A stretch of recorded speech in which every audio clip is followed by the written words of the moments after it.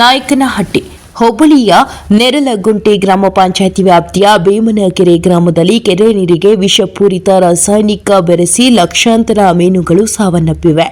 ಕಿಡಿಗೇಡಿಗಳು ಕೆರೆಗೆ ವಿಷ ಹಾಕಿ ಮೀನುಗಳು ಸಾಯುತ್ತಿದ್ದಾವೆ. ಲಕ್ಷಾಂತರ ಮೀನುಗಳು ನೀರಿನಲ್ಲಿ ಸತ್ತು ಹೋಗಿವೆ. ಇನ್ನೇನು ಮೀನು ಹಿಡಿಯುವಷ್ಟರಲ್ಲಿ ದುಷ್ಕರ್ಮಿಗಳು ಸಾಯಿಸಿದ್ದು ಅಪಾರ ನಷ್ಟವಾಗಿದೆ. ಕೈಗೆ ಬಂದ ತುತ್ತು ಬಾಯಿಗೆ ಬರಲಿಲ್ಲ. 9 ಲಕ್ಷ ಮೀನಿನ ಮರಿಗಳನ್ನು ಕೆರೆಗೆ ಬಿಡಲಾಗಿತ್ತು. ಮೀನುಗಳು ಇನ್ನೇನು ಹಿಡಿಯುವ ಹಂತಕ್ಕೆ ಬಂದು ಹಾಕಿದ್ದ ಸುಮಾರು 13 ಲಕ್ಷ ಬಂಡವಾಳವಾಗಿದ್ದು ಸುಮಾರು 8 ಲಕ್ಷ ರೂಪಾಯಿ ನಷ್ಟವಾಗಿದೆ ಎಂದು ಟೆಂಡರ್ ಕೂಗಿರುವ ಗೌರಣ್ಣ ಅಳಲು ತೋಡಿಕೊಂಡರು. ಅಕ್ಕಪಕ್ಕದ ಮನೆಯ ಹತ್ತಿರ ಸಾಲ, ಬಂಗಾರವನ್ನು ಗಿರಿವಿ ಇಟ್ಟು ಪಡೆದ ಸಾಲ, ಜಮೀನು ಬೇರೆಯವರಿಗೆ ಅಡವಿ ಇಟ್ಟು ಹಣ ಸಾಲ ಪಡೆದುಕೊಂಡಿದ್ದೇನೆ.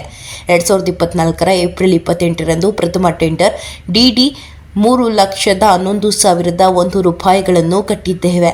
ಎರಡನೇ ಟೆಂಡರ್ 2025 ಏಪ್ರಿಲ್ 28ರಂದು 3,31,100 ರೂಪಾಯಿ ಟೆಂಡರ್ ಹಣ ಕಟ್ಟಿದ್ದೆವು. ಬೇಮನಕೆರೆ ಸುಮಾರು 100 ಎಕರೆ ವಿಸ್ತೀರ್ಣ ಹೊಂದಿರುವ ಕಳೆದ ವರ್ಷ ಭಾರೀ ಮಳೆಯಿಂದಾಗಿ ಕೆರೆ ಕೋಡಿ ಹರಿದು ಬಿದ್ದಿದ್ದು ಗೌರಣ್ಣ, ದುರುಗೇಶ್ 9 ಲಕ್ಷ ಮೀನಿನ ಮರಿಗಳನ್ನು ಕೆರೆಗೆ ಬಿಟ್ಟಿದ್ದೆವು. ಕೆರೆಯ ದಡದಲ್ಲಿ ಮೀನುಗಳು ಮೃತಪಟ್ಟು ತೇಲಾಡುತ್ತಿದೆ. ಕೆರೆಯ ನೀರನ್ನು ವಿಷವಾಗಿ ಪರಿವರ್ತನೆಯಾಗಿದೆ. ಆ ಊರಿನ ಗ್ರಾಮಸ್ಥರು ಆತಂಕಕ್ಕೆ ಕಾರಣವಾಗಿದೆ. ಮೀನುಗಳು ಇನ್ನೇನು ಹಿಡಿಯುವ ಹಂತಕ್ಕೆ ಬಂದಾಗ ಸಂಸಾರದ ಬಂಡಿ ಸಾಗಿಸಬಹುದು ಎನ್ನುವ ಆಲೋಚನೆಯಲ್ಲಿದ್ದೆವು. ಆದರೆ ಅದ್ಯಾವ ದುಷ್ಕರ್ಮಿಗಳಿಗೆ ಕಣ್ಣು ಬಿತ್ತೋ ಗೊತ್ತಿಲ್ಲ. 1 ಪೈಸಾ ಆದಾಯ ತೆಗೆದುಕೊಳ್ಳದೆ ಗೌರಣ್ಣ ಕುಟುಂಬಕ್ಕೆ ಅಪಾರ ನಷ್ಟವಾಗಿದೆ.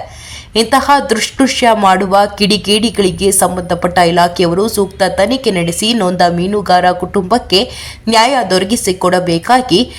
ಒಂದೊಂದು ಮೀನು 2 ಕೆಜಿ ತೂಕವಿದ್ದು, ಆದರೆ ಯಾರೋ ನೀರಿನಲ್ಲಿ ವಿಷ ಬೆರೆಸಿದ್ದರಿಂದ ಲಕ್ಷಾಂತರ ಮೀನುಗಳು ಮರಣ ಹೊಂದಿ ಅಪಾರವಾದ ನಷ್ಟವಾಗಿದೆ. ಕೆರೆಯಲ್ಲಿ ಜಾಲಿ ಗಿಡಗಳು ಬೆಳೆದಿದ್ದರಿಂದ ಸಾಕಷ್ಟು ಮೀನುಗಳು ಸಿಕ್ಕಿ ಹಾಕಿಕೊಂಡಿದೆ. 2 ವರ್ಷಗಳಿಂದ ಲಾಭವನ್ನು ಕಾಣಿಸದ ಹಿನ್ನೆಲೆಯಲ್ಲಿ ಮೀನಿನ ಮರಿಗಳು ಬೆಳೆದು ಮೀನು ಹಿಡಿಯುವಷ್ಟರಲ್ಲಿ ಇದನ್ನು ಸಹಿಸದ ಕೆಲ ಕಿಡಿಗೇಡಿಗಳು ಈ ಕೆಲಸವನ್ನು ಮಾಡಿರಬಹುದು. ಕೆರೆಯಲ್ಲಿ 1 ಅಥವಾ 2 ಕೆಜಿ ತೂಕದಷ್ಟು ಬೆಳೆದಿದ್ದ ಸಣ್ಣ ಮೀನುಗಳು ಸಾವಿಗೀಡಾಗಿವೆ. ಸುಮಾರು 2 ರಿಂದ 3 ದಿನಗಳಿಂದ ನೀರಿನ ಮೇಲ್ಭಾಗದಲ್ಲಿ ತೇಲಾಡುತ್ತಿರುವುದು ಕಂಡುಬಂದಿದೆ.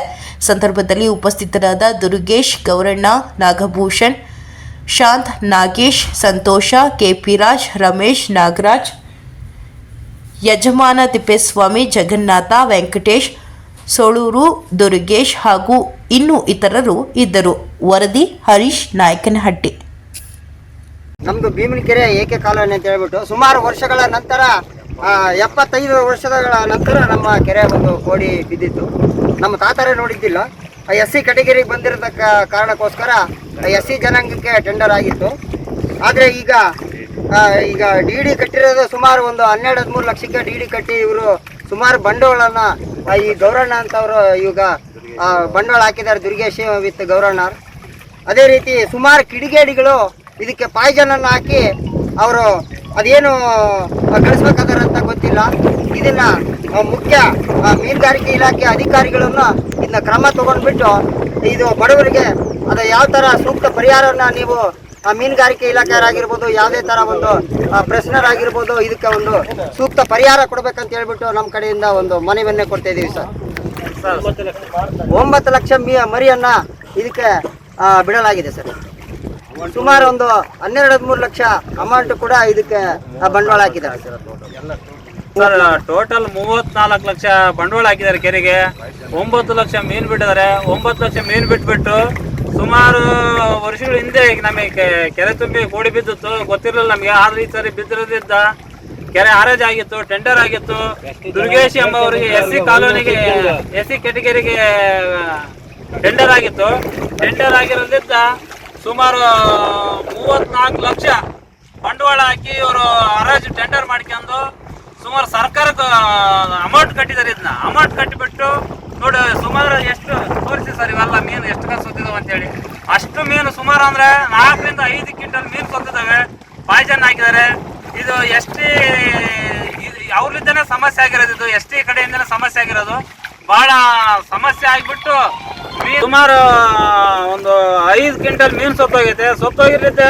ಆ ಕಡೆ ಊರವರು ಕಾರ್ತಿಕನಟ್ಟಿ ಮತ್ತು ಭೀಮನಿ ಕೆರೆಯವರು ದೌರ್ಜನ್ಯ ಮಾಡಿದಕ್ಕೆ ತಲಾಕ್ 50,000 ರೂಪಾಯಿ ದೇವಸ್ಥಾನಕ್ಕೆ ಕೊಟ್ಟಿದ್ದಾರೆ.